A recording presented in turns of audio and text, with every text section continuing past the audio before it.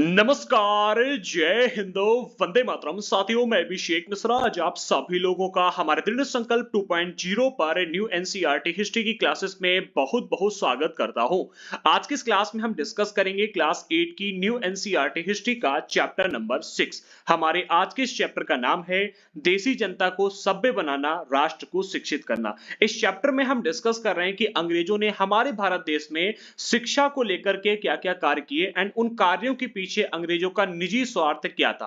And साथ ही साथ हम आज के इस चैप्टर में ये भी डिस्कस कर रहे हैं कि आज के टाइम पर हम हमारे भारत देश में जो सामान्य रूप से शिक्षा व्यवस्था देखते हैं, इसका विकास का पूरा क्रम क्या है, किस प्रकार से शिक्षा व्यवस्था का विकास हुआ है। तो चैप्टर काफी बड़ा था, इसलिए इस चैप्टर को हमने दो पार्ट में डिवाइड किया है। पार्ट 1 आ चुका है। आइए एक बार सबसे पहले हम देख लेते हैं कि हमने पार्ट 1 में क्या क्या डिस्कस किया एंड उसके बाद में आगे बढ़ेंगे। और जो पार्ट 2 का हमारा बचा हुआ रह गया पोर्शन है, वो आज के इस वीडियो में हम डिस्कस करके चैप्टर को कंप्लीट करेंगे। तो पार्ट 1 में हमने सबसे पहले देखा था कि अंग्रेज शिक्षा को किस तरह से देखते हैं, ठीक है। अर्थात भारत देश में जब शिक्षा व्यवस्था लागू करने के लिए अंग्रेजों ने सोचा, तो उसके लिए अंग्रेजों ने जो शिक्षा व्यवस्था लागू किया, तो उसमें उनका नजरिया क्या था, उनका उद्देश्य क्या था, ठीक है। शिक्षा को उन्होंने किस तरह से देखा था हमारे भारत देश में। जैसे कि सबसे पहले में प्राच्यवादियों के बारे में पढ़ने को मिला पार्ट 1 में, ठीक है। तो प्राच्यवाद की परंपरा ये हमने डिस्कस किया। प्राच्यवाद की परंपरा में हमने कई सारे ऐसे पॉइंट को डिस्कस किया जिन पर कई बार एग्जाम में प्रश्न आ चुका है और आने की संभावना बनी रहती है। जैसे कि हम यहाँ पर कुछ हाईलाइट करते चल रहे हैं। अगर आपने पार्ट 1 नहीं देखा है तो जाकर देख लेना, वहां पर इन पॉइंटों को जरूर याद कर लेना। जैसे कि सबसे पहले विलियम जोन्स के बारे में जो जो हमने पढ़ा, इंपॉर्टेंट है, नोट कर लेना, पार्ट 1 में जाकर पढ़ लेना।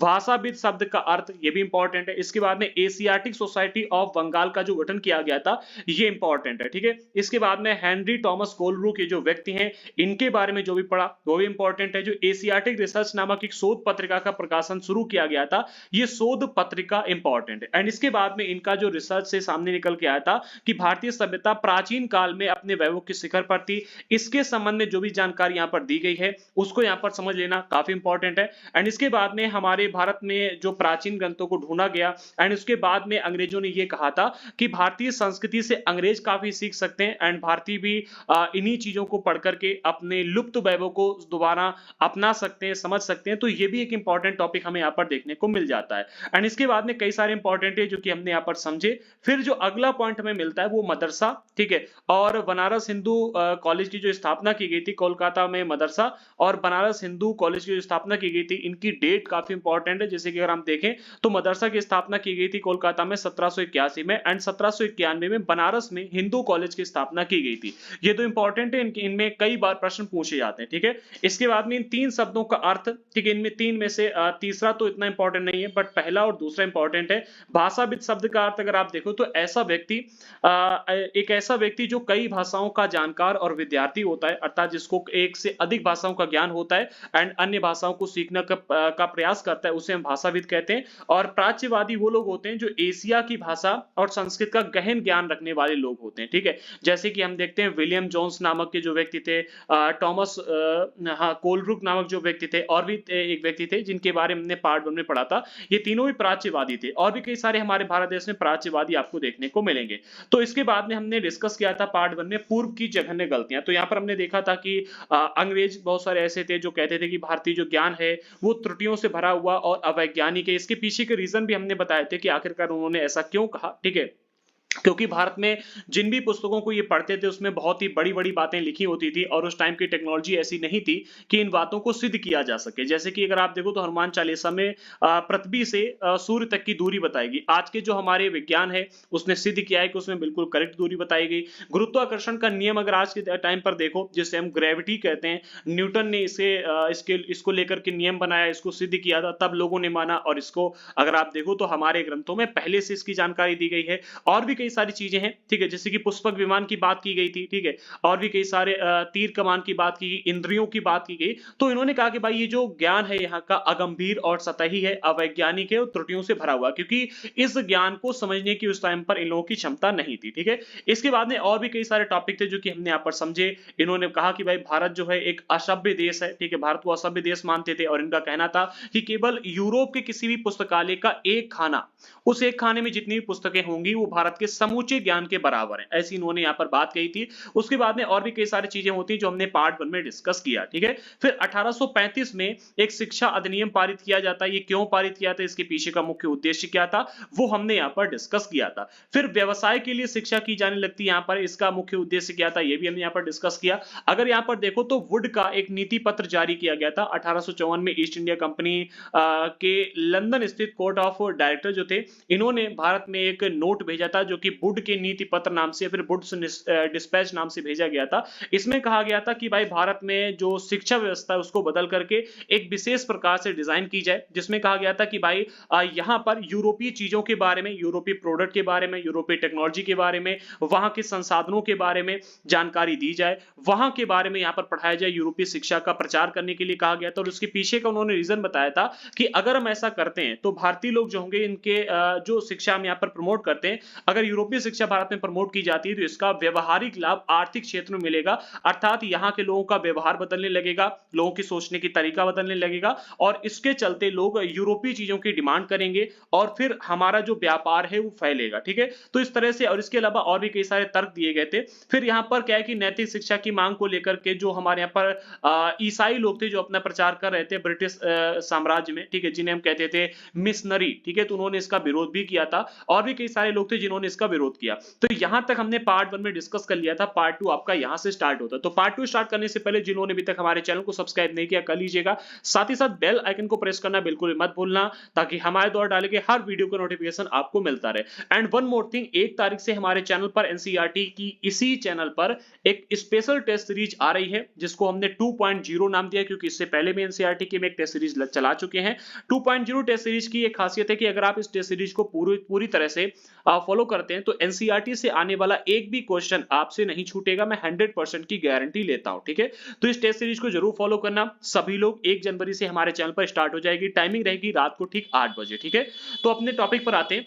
सबसे पहला पॉइंट पार्ट 2 में हमें देखने को मिलता है स्थानीय पाठशालाओं का क्या हुआ, क्योंकि हम पार्ट 1 में डिस्कस कर चुके थे कि जब बोर्ड का नीति पत्र आया तो भारत में शिक्षा व्यवस्था की रूपरेखा एक तैयार की गई और उसके तहत भारत में पुस्तकें छापी जाने लगी और अंग्रेजी शिक्षा को प्रमोट किया जाने लगा। साथ ही साथ यहाँ पर जो बनारस हिंदू कॉलेज की स्थापना की गई थी, मदरसे की स्थापना की गई थी, इन दोनों को जो सहायता दी जाती थी वो सहायता इनको नहीं दी जाने लगी, अर्थात सहायता देना बंद कर दिया गया और अपने आप क्षरण के लिए छोड़ दिया गया, अर्थात अपने आप इनका विनाश होने के लिए छोड़ दिया गया। और इसके बाद में कई सारे विद्यालय खोले गए जहां पर नियम वगैरह के हिसाब से पढ़ाई की जाने लगी। अब यहाँ पर क्या होता है कि सबसे बड़ा प्रश्न खड़ा होता है कि जब अंग्रेजों ने नए विद्यालय खोल दिए तो जो स्थानीय पाठशालाएं पहले चलती थी जहां पर लोग आकर के पढ़ते थे उनका क्या हुआ। तो विलियम एडम की एक रिपोर्ट आई जिसके बारे में यहाँ पर हम पढ़ करके आपको बताएंगे।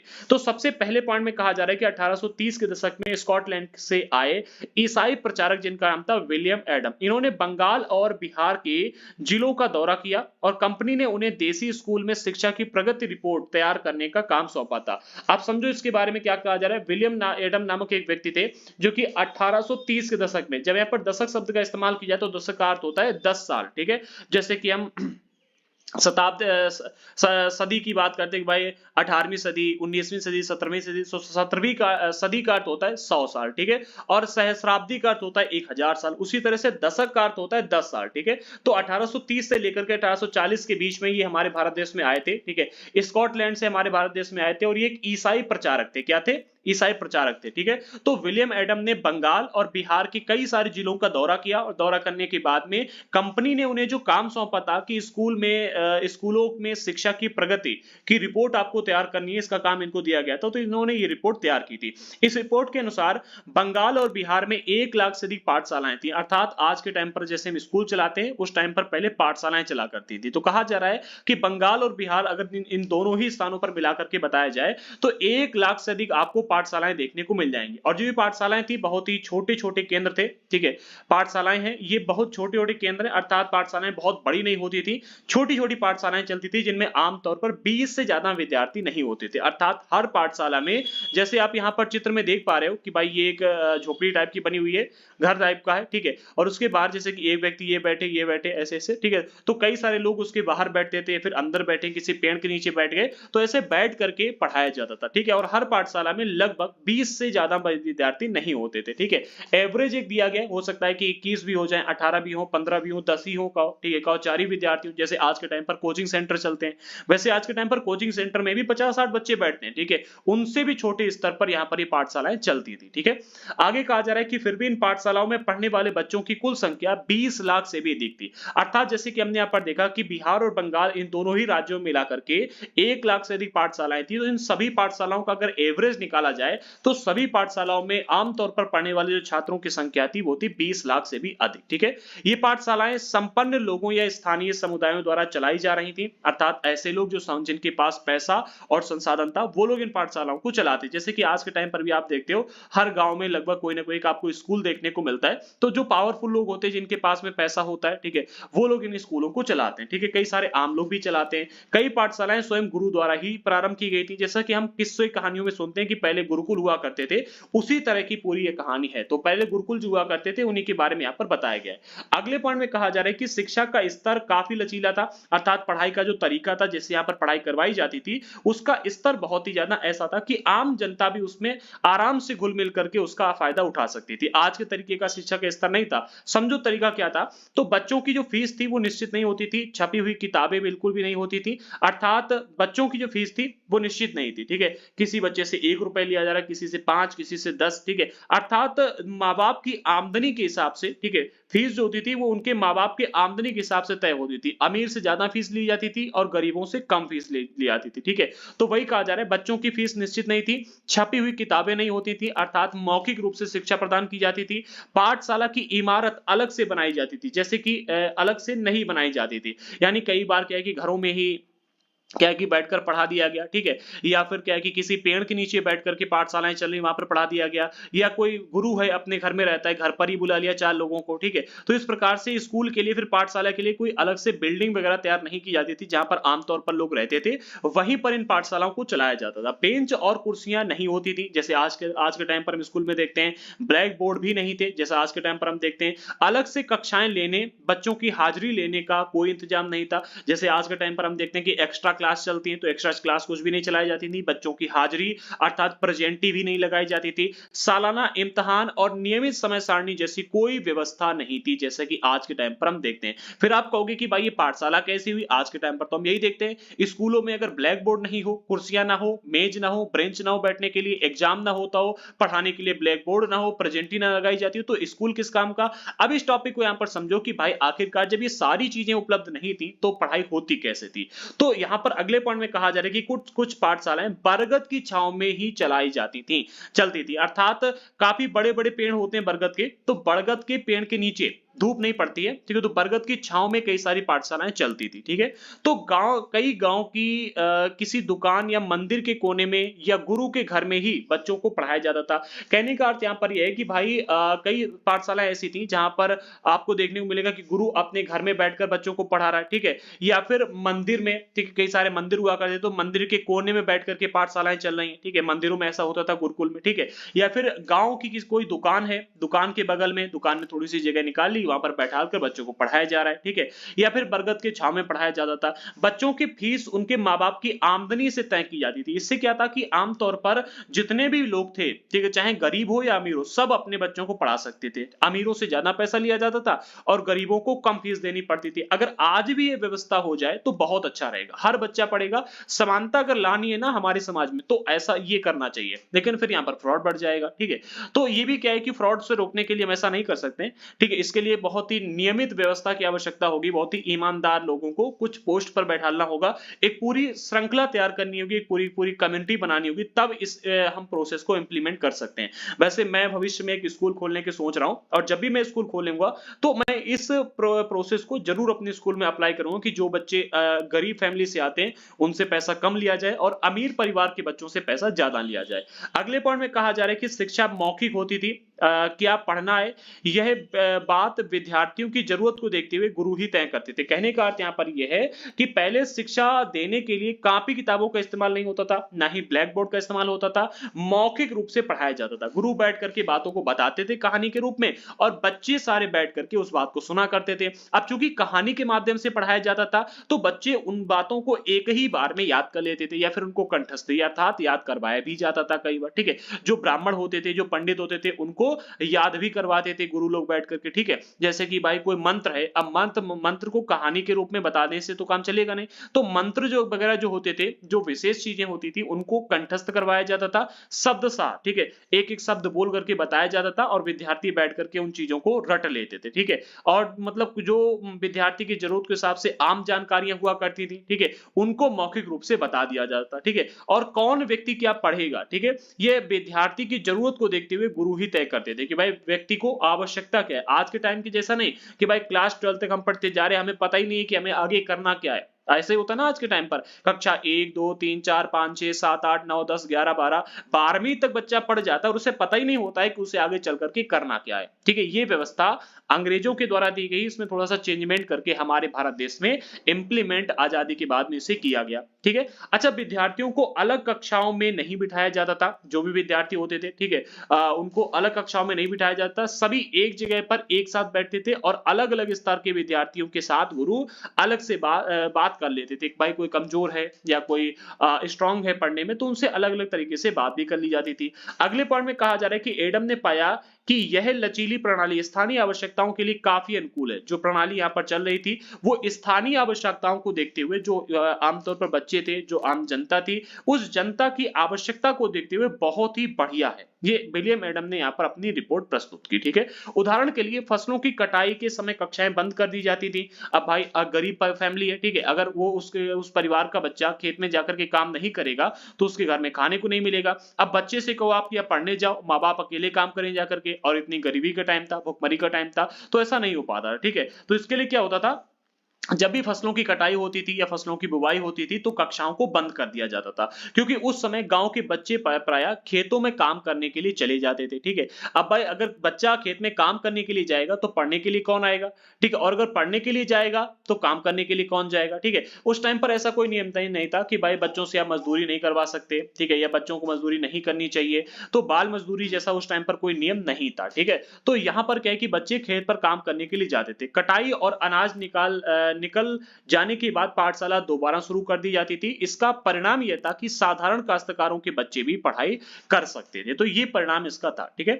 अगले पॉइंट बताया जा रहा है कि नई दिनचर्या नए नियम। इस टॉपिक को भी समझो। देखो, अंग्रेजों ने जो हमारे भारत देश में नई शिक्षा व्यवस्था को लेकर के आए, तो वो नई दिनचर्या क्या थी और नए नियम जो लेकर के आए वो कौन कौन से नियम थे, यानी क्या स्थानीय आवश्यकताओं के हिसाब से देखते हुए अनुकूल थे या नहीं थे। अंग्रेजों ने किस प्रकार की शिक्षा व्यवस्था को लागू किया हमारे यहाँ पर जब ये बोर्ड का नीति पत्र आया उसके बाद में, ठीक है। तो पार्ट 1 को देख लेना, पार्ट 1 में बोर्ड के नीति पत्र के बारे में डिटेल में बात की है। तो इसमें सबसे पहले पॉइंट में कहा जा रहा है कि 19वीं सदी के मध्य तक कंपनी का ध्यान मुख्य रूप से उच्च शिक्षा पर था। उच्च शिक्षा का अर्थ होता है जैसे कि हम क्लास 12 तक आज के टाइम जो पढ़ाई करते हैं वो हमारी उच्च शिक्षा नहीं होती, उसके बाद में जब हम ग्रेजुएशन लेवल की, पोस्ट ग्रेजुएशन लेवल की पढ़ाई करने जाते हैं उसे उच्च शिक्षा कहा जाता है, ठीक है।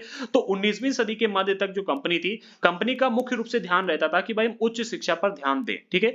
इसलिए कंपनी ने स्थानीय पाठशालाओं के कामकाज में कभी भी ज्यादा दखल नहीं दिया। लेकिन 1854 के बाद उसने देसी शिक्षा व्यवस्था में सुधार लाने का फैसला किया। कब? 1854 के बाद में, जब वुड का नीति पत्र आ गया। 1854 के बाद में वुड का नीति पत्र कब आया था? एक मिनट देखो, जो ये टॉपिक होते हैं इनको याद कर लीजिए, लिया करिएगा। वुड का नीति पत्र कब आया था? 1854 में ही आया था, हाँ 1854 में, ठीक है। तो जब ये वुड का नीति पत्र आता है 1854 में, जिसके बारे में हमने पार्ट 1 में डिस्कस किया था, तो जब ये पत्र आता है तो इसके बाद में अंग्रेज जो थे हमारे भारत देश में जो स्थानीय पाठशालाएं चल रही थी इनके कामकाज को भी देखने लगे थे, इनके कामकाज को बदलने और इनकी इसमें सुधार करने का प्रयास करने लगे थे, ठीक है, ताकि अंग्रेजों के हिसाब से शिक्षा यहाँ पर प्रदान की जा सके। कंपनी का मानना था कि इसके लिए मौजूदा व्यवस्था भी मौजूदा व्यवस्था के भीतर ही बदलाव किए जा सकते हैं। देखो, एक नई व्यवस्था खड़ी कर पाना अंग्रेजों के लिए एक बहुत बड़ी बात था, इसमें बहुत ज़्यादा इन्वेस्टमेंट की आवश्यकता थी। तो कंपनी ने ये माना कि भाई जो मौजूदा व्यवस्था आज के टाइम पर चल रही है भारत देश में, इसी के अंदर हम बदलाव करेंगे और बदलाव करने के बाद में इन्हीं शिक्षकों के माध्यम से, इन्हीं पाठशालाओं के माध्यम से हम धीरे-धीरे व्यवस्था को अपने हिसाब से पढ़ाई करवाना शुरू कर देंगे। तो कंपनी ने क्या किया यहाँ पर, कंपनी एक नई दिनचर्या, नए नियमों और नियमित निरीक्षणों के जरिए पाठशालाओं को और व्यवस्थित करना चाहती थी। अब यहाँ पर हुआ क्या, तो इसके लिए सबसे पहले तो कंपनी ने बहुत सारे पंडितों को सरकारी नौकरी पर रख लिया। यहाँ पर होता यह कि जो पंडित थे, देखो आमतौर पर विद्यालय में पढ़ाने वाले जो लोग थे उनको पंडित ही कहा जाता था, ठीक है। पंडित ही हुआ करते थे जो विद्यालयों में पढ़ाया करते थे। तो आमतौर पर जितने भी पंडित थे जो विद्यालय चला रहे थे या जो चलाने वाले थे या विद्यालय में जो पढ़ाया करते थे, उनको नौकरी पर रख लिया, सरकारी नौकरी पर, ठीक है। इनमें से प्रत्येक पंडित को 4 से 5 स्कूलों की देखरेख का जिम्मा सौंपा गया। एक पंडित केवल एक ही स्कूल की देखरेख नहीं करता था, ठीक है। एक पंडित को 4 से 5 स्कूल की देखरेख करनी होती थी। पंडितों का काम था पाठशालाओं का दौरा करना और वहां अध्यापन की स्थितियों में सुधार लाना था, ठीक है। यानी कि पंडितों का काम यह था कि भाई जितने भी विद्यालय चल रहे हैं उनका आपको दौरा करना है, अर्थात वहां पर निरीक्षण करने के लिए जाना है, और जो पढ़ाई लिखाई की स्थितियां वहां पर चल रही हैं, अर्थात अध्यापन की स्थितियां हैं, उनमें आपको सुधार लाना है दिन प्रतिदिन, ठीक है। प्रत्येक गुरु को निर्देश दिया गया कि वे समय समय पर अपने स्कूल के बारे में रिपोर्ट भेजें, जैसे कि आज के टाइम होता है, ठीक है। तो इसी प्रकार से पहले रिपोर्ट वगैरह की कोई प्रक्रिया नहीं थी, आप रिपोर्ट भेजने के लिए निर्देश दे दिए गए, ठीक है। साथ ही साथ कक्षाओं को नियमित समय सारणी के अनुसार पढ़ाया जाए, जैसे कि आज के टाइम पर हम देखते हैं पहले नियमित समय सारणी नहीं होती थी, अब यहां पर नियमित समय सारणी के अनुसार परीक्षाएं चलाने के लिए आदेश दे दिया गया। अब अध्यापन पाठ्य पुस्तकों पर आधारित होगा, अर्थात अभी तक क्या था, जो भी पढ़ाया जाता था, जो भी अध्यापन होता था, वो मौखिक रूप से होता था, लेकिन अंग्रेजों ने एक नीति बना दी, एक निर्देश दे दिया, नियम बना दिया कि अब जो भी पढ़ाई करवाई जाएगी वो पाठ्य पुस्तकों पर आधारित होगी, अर्थात किताबों पर आधारित होगी। और विद्यार्थियों की प्रगति रिपोर्ट को मापने के लिए वार्षिक परीक्षाओं की रूपरेखा तैयार यहां पर की जाने लगी। जैसे कि आज के टाइम पर हम देखते हैं पहले परीक्षा नहीं होती थी, ठीक है। तो अब यहां पर अंग्रेज जो थे परीक्षाएं करवाने लगे। तो वही हमने पार्ट 1 में देखा था कि हमें इस चैप्टर में समझना है कि जो आज के टाइम पर हमारे यहाँ पर शिक्षा व्यवस्था को देखते हैं, इसका विकास कैसे हुआ। तो हम देख रहे हैं कि भाई अंग्रेजों से पहले हमारे यहाँ पर शिक्षा कैसे चलती थी, अभी हमने डिस्कस किया, एंड अंग्रेजों ने बदलाव ला करके कौन कौन से नियम लेकर के आए। तो सबसे पहला नियम क्या किया, यहाँ पर सबसे पहला नियम यह किया कि अध्यापन की स्थितियों में सुधार लाने के लिए जो गुरु थे, ठीक है, उनको निर्देश दे दिया गया कि जो पंडित थे उनको निर्देश दिया गया कि भाई आप स्कूलों का दौरा करोगे, ठीक है, और वहां की अध्यापन की स्थितियों में सुधार का प्रयास करोगे, ठीक है। पंडितों को अपने पास नौकरी के लिए रख लिया गया, ठीक है। स्कूलों के बारे में रिपोर्ट भेजने के लिए नियम बना दिया गया, नियमित समय सारणी लागू कर दी गई, ये चीज नहीं थी। पाठ्य पुस्तकें छाप दी गई और जो परीक्षाएं थी वो वार्षिक रूप से ली जाने लगी, ठीक है। इससे क्या हुआ, हमारे समाज में काफी सारा परिवर्तन आया। इसके अलावा विद्यार्थियों से कहा गया कि वे नियमित रूप से शुल्क दें, अर्थात अब बच्चों से यहाँ पर फीस ली जाने लगी सबसे बिल्कुल समान रूप से, ठीक है, चाहे अमीर हो गरीब हो, और नियमित रूप से शुल्क देने के लिए यहाँ पर बात की गई। नियमित रूप से कक्षा में आए, अर्थात आपके यहाँ काम हो, शादी हो, बारात हो, जो भी हो, ठीक है, आपको नियमित रूप से स्कूल में कक्षा में पढ़ने के लिए आना है, ठीक है। और तय सीट पर बैठे, यानी कि हर व्यक्ति के लिए अपनी सीट तय कर दी गई, और अनुशासन के नियमों का पालन करें, अर्थात अब आपको अनुशासन में भी रहना होगा, ठीक है। तो इतने सारे यहाँ पर क्या है कि नियम लागू कर दिए गए। अच्छा, जो नए नियम थे, हाँ, अगले पॉइंट में कहा जा रहा है कि नए नियमों पर चलने वाली पाठशालाओं को सरकारी अनुदान मिलने लगा। अर्थात क्या है कि जैसे कि आज के टाइम पर हम देखते हैं कोई नियम आता है, ठीक है, और नियम के हिसाब से अगर कोई उस नियम के अंतर्गत आ जाता है, फॉलो करता है, तो उसे स्पेशल प्रकार की कोई ना कोई छूट दी जाती है, ठीक है।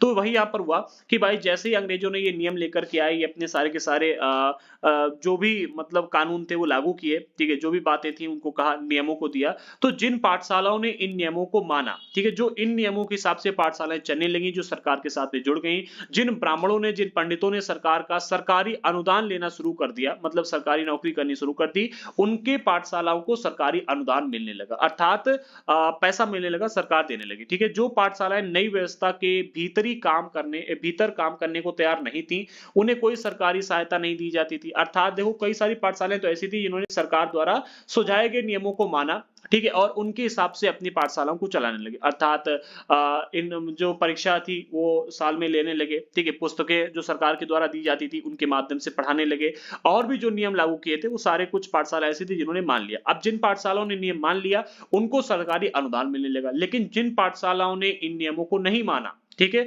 उनको कोई भी सरकारी सहायता नहीं दी जाती थी। जिन गुरुओं ने सरकारी निर्देश का पालन करने की बजाय अपनी स्वतंत्रता बनाए रखी, वे सरकारी सहायता प्राप्त और नियमों से चलने वाली पाठशालाओं से के सामने काफी कमजोर पड़ने लगे। ठीक है, अब भाई एक व्यक्ति है जो काफी इन्वेस्टमेंट कर रहा है, ठीक है, और एक व्यक्ति है जो इन्वेस्टमेंट नहीं कर रहा है, ठीक है, तो दोनों में फर्क होता है। ठीक है, जैसे गवर्नमेंट ने क्या किया कि सरकारी स्कूलों को जो स्कूल थे उनको सरकारी संरक्षण में ले लिया, सरकारी अनुदान देने लगे, ठीक है, नियमित रूप से सारे के सारे काम करवाने लगे, उन स्कूलों से निकले बच्चों को अपनी कंपनियों में जॉब देने लगे। तो जब ऐसा होने लगा तो इनके जो विरोध में स्कूल थे, जो मतलब पहले की परंपरा के हिसाब से चल रहे थे, वो धीरे धीरे कमजोर पड़ने लगे। ठीक है, अब भाई समय के साथ में अपडेट होना पड़ेगा, अगर अपडेट नहीं होगे तो भाई क्या है कि समय आपको पीछे छोड़ देगा। ठीक है, तो अगर ये पाठशाला भी अपनी स्वतंत्रता छोड़ करके सरकारी संरक्षण में चले जाते तो ये भी वैसे आगे बढ़ते। फिलहाल ये हमें एक अंतर देखने को मिलता है।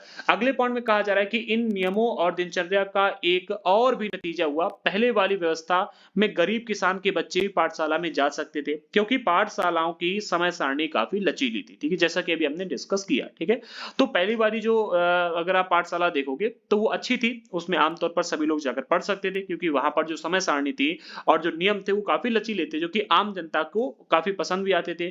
कई नई व्यवस्था के अनुसार नई व्यवस्था के अनुशासन की मांग थी। एक मिनट, नई व्यवस्था में होगा यहाँ पर, ठीक है, हाँ, नई व्यवस्था में अनुशासन की मांग थी कि बच्चे नियमित रूप से स्कूल आए। अब भाई अगर खेतों में कटाई होगी तो गरीब का बच्चा तो जा नहीं पाएगा। ठीक है, अब कटाई के मौसम में बच्चों का स्कूल में जाना आना जरूरी था, जबकि उस समय गरीब घरों के बच्चे खेतों में काम करने के लिए जाया करते थे। तो भाई यहाँ पर क्या है कि बच्चे स्कूल में कम पढ़ पाने लगे। जो संपन्न परिवार के लोग थे वो वहां पर जाकर के पढ़ाई कर लेते थे, जिनको स्कूल में खेतों में जाकर काम नहीं करना पड़ता था। लेकिन जो खेतों में जाकर जिनको काम करना पड़ता था वो ऐसा नहीं कर पाते थे। अगर कोई बच्चा स्कूल नहीं आ पाता था तो इसे अनुशासनहीनता माना जाता था, यानी बच्चा पढ़ना लिखना नहीं चाहता। तो इस प्रकार से अगर आप देखोगे तो अंग्रेजों ने हमारे भारत देश की जो पहले लचीली शिक्षा व्यवस्था थी उसको बदल करके कितना अनुशासित एक शिक्षा व्यवस्था को यहाँ पर लागू किया। ठीक है, अब इस शिक्षा व्यवस्था के अगर आप प्रभाव देखोगे तो वो भी हमें यहीं पर देखने को मिलते हैं, क्या क्या प्रभाव आए।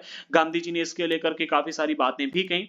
तो अगला पॉइंट में मिलता है राष्ट्रीय शिक्षा की कार्यसूची। अब यहाँ पर समझते हैं कुछ महत्वपूर्ण बिंदुओं को। ठीक है, गांधी जी ने क्या किया और भी हमारे भारत देश के जो विचारक थे उन्होंने शिक्षा व्यवस्था में के बारे में क्या कहा और उनके अनुसार शिक्षा व्यवस्था कैसी होनी चाहिए। वैसे आप में कमेंट बॉक्स में बताओ कि आपको दोनों में से कौन सी शिक्षा व्यवस्था बढ़िया लगती है, कैसे पढ़ना अच्छा लगा। जैसे कि हमारे पहले गुरुकुल चला करते थे वो बढ़िया थे आपकी नजर में, या फिर आज के टाइम पर जैसे स्कूल चलते हैं ये बढ़िया। अंग्रेजों ने सही किया या गलत किया? देखो, समय के साथ अपडेट होना तो चाहिए। ठीक है, तो अपडेट होना आवश्यक था, लेकिन अगर हम पहले की शिक्षा व्यवस्था को देखें तो उस समय के हिसाब से वो शिक्षा व्यवस्था अच्छी थी। ठीक है, और आज के टाइम के हिसाब से हम आज के टाइम की शिक्षा व्यवस्था देखते हैं, लेकिन इसमें थोड़ा सा फर्क होना चाहिए। बच्चे को क्या है कि कक्षा 6 तक तो मान लेते कि भाई हाँ साक्षरता की शिक्षा देनी चाहिए, 8 तक मान लेते हैं, लेकिन उसके बाद में एक टीम बनानी चाहिए जो बच्चों को गाइड करे कि आप आगे क्या बनना चाहते हो, क्या करना चाहते हो। ठीक है, उस हिसाब से बच्चे को शिक्षा दी जानी चाहिए। अब भाई अगर हम देखें 10 तक बच्चा जब आ जाता है, ठीक है, तो कक्षा 8 9 10, ठीक है, कक्षा 10 तक बच्चा आते आते कुछ नहीं तो 14 साल का तो हो ही जाता है। ठीक है, और 14 साल की उम्र में अभिमन्यु ने महाभारत में भाग लिया था और महाभारत के सबसे श्रेष्ठ योद्धा की उपाधि अभिमन्यु को दी गई। ठीक है, तो ये काफी बड़ी उम्र है और इस उम्र तक आते आते बच्चों को निर्णय ले लेना चाहिए कि उनको आगे चल करके क्या करना है। आगे बढ़ते हैं, अगले पॉइंट पर हम ध्यान देते हैं। देखो, हाई स्कूल तक आते आते ये होना चाहिए। ठीक है, टीम सभी बच्चों को प्रोवाइड की जानी चाहिए, सरकार को ही करना चाहिए या फिर स्कूल जिसमें आप पढ़ते हो उसको ही करना चाहिए। फिलहाल हम जब भी स्कूल खोलेंगे, वैसे हम स्कूल खोलने ही वाले बहुत जल्दी 2-3 साल के अंदर खोल देंगे, तो उसमें ये व्यवस्था हमारे यहाँ पर होगी। तो 4 यहाँ पर लाइनें दी जा रही राष्ट्रीय शिक्षा की कार्यसूची के बारे में। पहले इनको पढ़ेंगे, समझेंगे, फिर आगे के टॉपिक को डिस्कस करेंगे। 19वीं सदी की शुरुआत से ही भारत के विभिन्न भागों के बहुत सारे विचारक शिक्षा के व्यापक प्रसार की जरूरत पर जोर देने लगे थे। अच्छा देखो, यहाँ पर होता क्या है, अभी तक जितना भी इतिहास हमने पढ़ा, ठीक है, चैप्टर नंबर 5 में, 4 में, 3 में, 2 में, तो हमने यहाँ पर देखा कि शिक्षा की बात नहीं की गई थी। इस चैप्टर में जो शिक्षा की बात यहाँ पर की जाए तो हमें देखने को मिलता है कि 19वीं सदी की शुरुआत से ही, अर्थात हम कह सकते हैं कि सन 1800 या फिर उसके बाद से, ठीक है, तो सन 1800 के बाद से क्या था कि हमारे भारत देश के बहुत सारे विचारक थे जो शिक्षा के व्यापक प्रसार पर बहुत ज्यादा ध्यान देने लगे थे। ठीक है, यूरोप में आ रहे बदलावों से प्रभावित कुछ भारतीयों का मानना था कि पश्चिमी शिक्षा भारत का आधुनिकीकरण कर सकती है। जैसे जैसे हमारे यहाँ के लोग पढ़ते गए, आगे बढ़ते गए, तो जो यूरोप में जैसे उन्होंने पढ़ा कि यूरोप के लोग इस तरह से पढ़ाई कर रहे हैं, क्योंकि अगर आप देखो तो अंग्रेजों ने हमारे भारत देश में उच्च शिक्षा का प्रावधान प्रोवाइड किया था, उच्च शिक्षा पर ज्यादा फोकस कर रहे थे। जैसे कि अगर आप देखो तो बनारस हिंदू कॉलेज की स्थापना की थी, ठीक है, बनारस में एक मदरसे की स्थापना की। एंड जब हमारे यहाँ पर इन प्राच्यवादियों का विरोध हुआ तो इसके बाद भी उन्होंने इन स्कूलों को छोड़ करके आपने कई सारे अन्य स्कूलों को खोला जहां पर इन आधुनिकीकरण के बारे में पढ़ाया जाता था। तो 19वीं सदी की शुरुआत में हमारे भारत देश के कई सारे ऐसे विचारक थे जिन्होंने हमारे भारत देश में शिक्षा की रूपरेखा कैसी होगी इसके बारे में सोचना शुरू कर दिया था, ठीक है। एंड इसके बाद अगर आप देखो तो कई भारतीयों का यह भी मानना था कि पश्चिमी शिक्षा भारत का आधुनिकीकरण कर सकती है, ठीक है। उन्होंने अंग्रेजों से आह्वान किया कि वे नए स्कूल कॉलेज विश्वविद्यालय खोलें तथा शिक्षा पर ज्यादा पैसा खर्च करें। तो यहां पर एक हमें ये फैक्ट देखने को मिलता है कि भाई हमारे यहाँ के लोगों ने ही अंग्रेजों से आगे से आकर कहा था, कई सारे लोगों ने, कि भाई यूरोपीय शिक्षा या फिर पश्चिमी शिक्षा को भारत में प्रोवाइड करने के लिए स्कूल कॉलेज और विश्वविद्यालय खोले जाएं। परंतु बहुत सारे भारतीय पश्चिमी शिक्षा के विरुद्ध भी थे, जैसे कि महात्मा गांधी, रविंद्रनाथ टैगोर, इस तरह के कुछ लोग भी थे। अब आइए सबसे पहले महात्मा गांधी क्या चाहते थे उसको हम यहाँ पर डिस्कस करते हैं, जो कि एक यहाँ पर शब्द के माध्यम से कहा जा रहा है, अंग्रेजी शिक्षा ने हमें गुलाम बना दिया। इस शब्द के माध्यम से देखो, ऐसे लोग जो चाहते हैं कि भारत में पश्चिमी शिक्षा का प्रसार हो, ठीक है, जिससे कि भारत का आधुनिकीकरण हो सके, उनकी भी हम यहाँ पर बात को डिस्कस करेंगे, ठीक है। और यहाँ पर महात्मा गांधी जी का, रविंद्रनाथ टैगोर जी का क्या कहना था इसको भी डिस्कस करेंगे। सबसे पहले हम बात करते हैं अंग्रेजी शिक्षा ने हमें गुलाम बना दिया। यहाँ पर महात्मा गांधी जी के कुछ विचार दिए गए, इनको डिस्कस कर लेते हैं। सबसे पहले पॉइंट में कहा जा रहा है कि महात्मा गांधी का कहना था कि औपनिवेशिक शिक्षा ने भारतीयों के मस्तिष्क में हीनता का बोध पैदा कर दिया है। देखो होता क्या है, देखो औपनिवेशिक शिक्षा जो हमारे यहाँ पर प्रोवाइड की जा रही थी, अर्थात जो अंग्रेज हमारे यहाँ पर शिक्षा व्यवस्था लेकर के आए थे और जो पढ़ा रहे थे, उसमें बताते क्या था कि उन्होंने, देखो जैसे कि हमने स्टार्टिंग में अभी यहाँ पर डिस्कस किया, उन्होंने कहा जो भारत का ज्ञान है वो अगंभीर है, अवैज्ञानिक है, असतही है, ठीक है। इस प्रकार की इन्होंने यहाँ पर बात की है, ठीक है। तो इसके माध्यम से अगर आप देखोगे तो इन्होंने जो शिक्षा प्रदान करते थे वहां पर भी पुस्तकों में ये बात लिख रखी थी, ठीक है। और उन्होंने बताया था कि यूरोपीय शिक्षा बेटर है, यूरोपीय लोग बेटर हैं, यूरोप की चीजों को बढ़िया बताते थे, भारत की चीजों को घटिया बताते थे। तो वही बात महात्मा गांधी जी यहाँ पर कहते हैं कि औपनिवेशिक शिक्षा थे, ठीक है, अर्थात अंग्रेजों के द्वारा प्रोवाइड की जाने वाली जो शिक्षा थी इसने भारतीयों के मस्तिष्क में, अब भाई अगर आपको बताया जाएगा कि आपके घर वाले खराब है, बाहर वाले बढ़िया है, बार बार बताया जाएगा, दिन रात आपको ये देखने मिलेगा, उसके प्रूफ दिए जाएंगे, तो आपके अंदर कहीं ना कहीं अपने घर वालों के लिए एक हीनता का भाव माइंड में क्रिएट हो जाएगा। तो वही यहां पर भी हुआ। महात्मा गांधी ने पाया, अब चूंकि हमारे भारत देश में काफी सारे लोग इन स्कूलों में जाकर पढ़ रहे थे, तो उन लोगों के मस्तिष्क में भारत के प्रति हीनता का बोध पैदा किया कर दिया, ठीक है। इसके प्रभाव में आकर यहाँ के लोग पश्चिमी सभ्यता को श्रेष्ठतर मानने लगे और अपनी संस्कृति के प्रति उनका गौरव भाव नष्ट हो गया। जैसे कि अगर आप देखोगे तो हमें एक गाना देखने को मिलता है, जब जीरो दिया मेरे भारत ने तब दुनिया को गिनती आई। आपने सुना गाना? उस गाने के पहले क्या होता है? उस गाने के पहले होता है, एक व्यक्ति होता है जो विदेश में जाता है, वहां पर रहता है, वो कहता है कि तुम्हारा भारत गरीब है, तुम्हारा भारत ऐसा है। वो भारतीय व्यक्ति ही होता है, उसके माइंड में हम जैसे देखते हैं कि हमारे भारत के प्रति हीनता का बोध था, जो भारत को बिल्कुल एक दरिद्र देश मानता था, भारत को एक बहुत ही बेकार देश मानता था। फिर यहाँ पर वो गाना बोलकर सुनाता है कि हमारे भारत ने क्या क्या किया है। तो इसी तरह से हमारे भारत देश के जो नागरिक थे, जो इन औपनिवेशिक शिक्षा को ग्रहण कर रहे थे, उन सभी के माइंड में इसी प्रकार की हीनता का बोध आ गया था, ठीक है। वो सभी लोग भारतीय शिक्षा को क्या है कि खराब मानने लगे थे, भारतीय यहाँ के लोगों को थोड़ा सा निचला मानने लगे थे, ठीक है। और उनके सभी के दिमाग में पश्चिमी शिक्षा अर्थात यूरोपीय शिक्षा को श्रेष्ठतर मानने का भाव आ गया था, ठीक है। और अपनी संस्कृति के प्रति उनका गौरव भाव जो था वो धीरे धीरे नष्ट होता जा रहा था, ठीक है। देखो हर संस्कृति में कुछ ना कुछ लूप होल होते हैं, हर चीज में कुछ ना कुछ लूप होल होते हैं, बुराइयां होती हैं। तो उन्हीं बुराइयों को बता करके अंग्रेज ये कह रहे थे कि भाई तुम्हारी सभ्यता खराब है। जैसे कि आज के टाइम पर हम देखें, जितने भी कन्वर्जन होते हैं धर्म को लेकर के, चाहे हिंदू बनाना हो, मुसलमान बनाना हो, वैसे हिंदू तो नहीं बनाए जाते, किसी को भी हिंदू बनाने के लिए फोर्स नहीं किया था। आमतौर पर अन्य क्या है, जैसे कि ईसाई काफी सारे लोगों को बनाने के लिए, ठीक है, काफी बड़े बड़े इवेंट होते हैं, अगर आप देखोगे बड़े बड़े प्रोग्राम लाए जाते हैं, वहां पर बताया जाता है, ठीक है। इस्लाम धर्म अपनाने के लिए काफी सारे लोगों को फोर्स किया जाता है। तो यहाँ पर तर्क ये दिया जाता है कि भाई हमारा धर्म तुम्हारे धर्म से श्रेष्ठ है, हमारा जो भी गॉड होते हैं उनके, ठीक है। तो वो कहते हैं कि हमारे गॉड आपके गॉड से बेटर हैं, आप इन्हें फॉलो कीजिएगा। इसी तरह से अंग्रेजों ने भी यहाँ पर कहा कि पश्चिमी सभ्यता जो है तुम्हारी सभ्यता से बढ़िया है। और इस तरह से अगर आप देखो तो यहाँ पर लोगों के मन में हीनता का भाव क्रिएट हो गया था। अगले पॉइंट में कहा जा रहा है कि महात्मा गांधी ने कहा कि इस शिक्षा में विष भरा हुआ है, ये पापपूर्ण है। जैसे कि आज के टाइम पर हम देखते हैं किसी भी व्यक्ति का धर्म परिवर्तन करवाने के लिए उसके धर्म को नीचा या फिर गलत या फिर छोटा बताया जाता है, और जिस धर्म में परिवर्तित करके ले जाना होता है उस धर्म को बढ़िया, ठीक है, शुद्ध और बहुत ही अच्छा बताया जाता है। इसी तरह से यहाँ पर अंग्रेज भी कर रहे थे, यहाँ पर अपनी शिक्षा को श्रेष्ठ बता रहे थे और भारतीय संस्कृति को क्या है कि बहुत ही कहते हैं कि भाई जैसे कि पहले भी मैंने आपको बताया अज्ञान कह सकते हैं कि भाई अवैज्ञानिक, असतही, ठीक है, इस प्रकार के बात यहाँ पर कर देते, तो इससे भारतीयों के मन में हीनता का बहुत पैदा हो गया था। तो इसी को लेकर महात्मा गांधी जी कहते हैं कि भाई इस शिक्षा में विष भरा हुआ है, ये पापपूर्ण है और इसने भारतीयों को दास बना दिया, ठीक है। अब जैसे भारतीय लोगों को पता चलता था कि भाई हमारी शिक्षा बेकार है, हमारे यहाँ के लोग बेकार है, अंग्रेज बढ़िया है, तो अंग्रेजों से थोड़ा सा झुककर बात करते थे, ठीक है, क्योंकि उनके माइंड में एक हीनता का बोध आ गया था कि हमारे यहाँ के लोग इतने बुरे हैं, वो इतने अच्छे हैं, ठीक है। तो इससे क्या था कि भारतीय लोग जो भी इस शिक्षा को प्राप्त कर रहे थे वो दास बन गए थे मेंटली, ठीक है, माइंड से, ठीक है, दिमागी तौर पर वो मतलब क्या है कि अपने आप को छोटा मानने लगे थे। इससे लोगों पर प्रभाव डाला, हाँ, इसने लोगों पर प्रभाव डाला। उनके मुताबिक पश्चिम से अभिभूत, पश्चिम से आने वाली हर चीज की प्रशंसा करने वाले, इन संसाधनों में पढ़ने वाले भारतीय ब्रिटिश शासन को पसंद करने लगे थे। अर्थात महात्मा गांधी जी का यहाँ पर कहना यह था कि भाई जितने भी लोग इन स्कूलों में पढ़ रहे हैं जो ब्रिटिश संसाधन के ब्रिटिश साम्राज्य के द्वारा चलाए जा रहे हैं, ठीक है, वो सभी लोग क्या कर रहे हैं कि भाई पश्चिम से आने वाली हर चीज की प्रशंसा करने लगे, चाहे वहां से कपड़े आए या वहां से हथियार आए, वहां से जो भी चीजें आती थी, वहां से अंग्रेज आए, वो गोरे लोग थे, ठीक है, अच्छे कपड़े पहनते थे, वहां के हर चीज की प्रशंसा करने लगे, ठीक है।